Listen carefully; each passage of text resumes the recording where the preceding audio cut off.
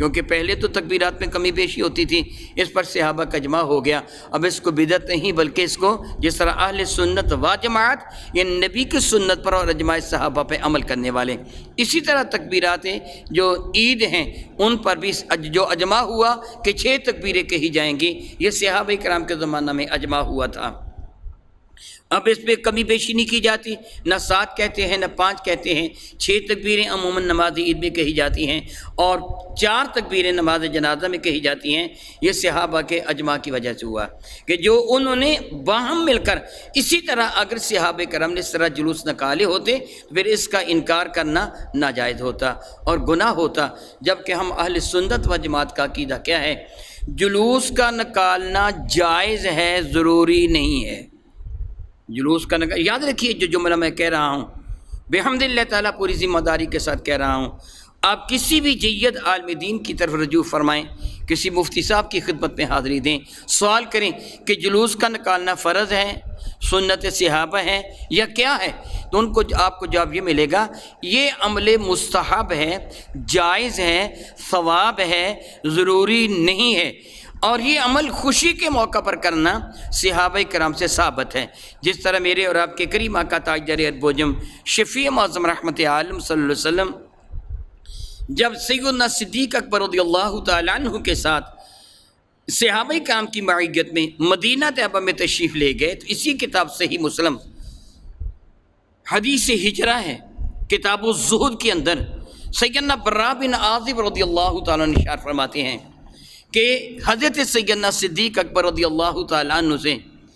میرے ابا عازب نے کجاوا خریدا اور میں اس کجاوے کو سر پر اٹھا کر چل دیا۔ میرے ابا نے حضرت صدیق اکبر سے فرمایا کہ اے صدیق اکبر رضی اللہ تعالیٰ عنہ، آپ وہ واقعہ ارشاد فرمائیے جو دوران ہجرت آپ کے اور رسول رحمت کے درمیان کیسے واقعات پیش کی آئے تھے، آپ مجھے سنائیے۔ تو صدیق اکبر نے واقعات ارشاد فرمائے جو دوران ہجرت جو پیش آئے تھے، اور آخر میں آپ نے بتایا پھر جب ہم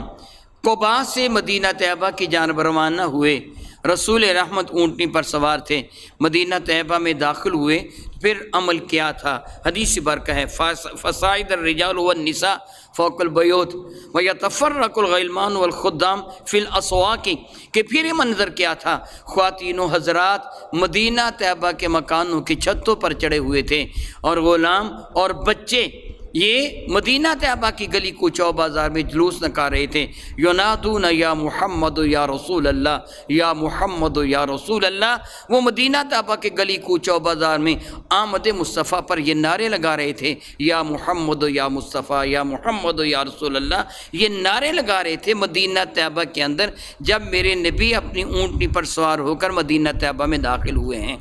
پتہ یہ چلا کہ کسی کی آمد پر خوشی کا منانا یہ اہل مدینہ کے عمل مبارکہ سے ثابت ہے۔ بائیں ہمہ ان ساری باتوں کے باوجود یہ عمل میرے نبی کے سامنے ہوا تھا، صحیح مسلم شریف کے اندر یہ حدیث مبارکہ موجود ہے، یہ عمل میرے نبی کے سامنے ہوا تھا۔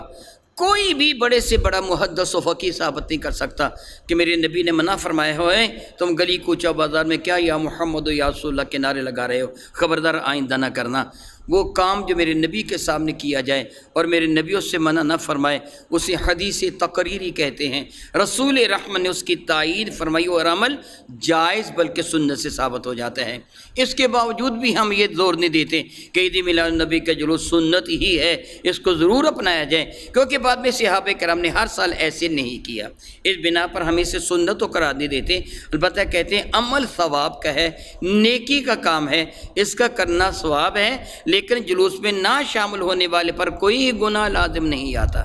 اگر کوئی آدمی جلوس میں نہیں جاتا تو کوئی گناہ نہیں ہے، لیکن اگر کوئی جلوس میں جاتا ہے تو وہ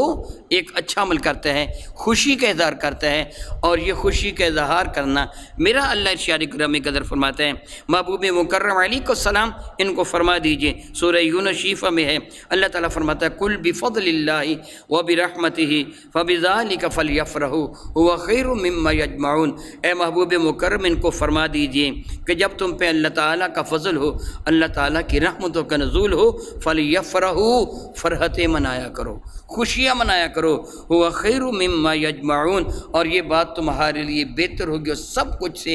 جو کچھ بھی تم جمع کرتی ہو، یعنی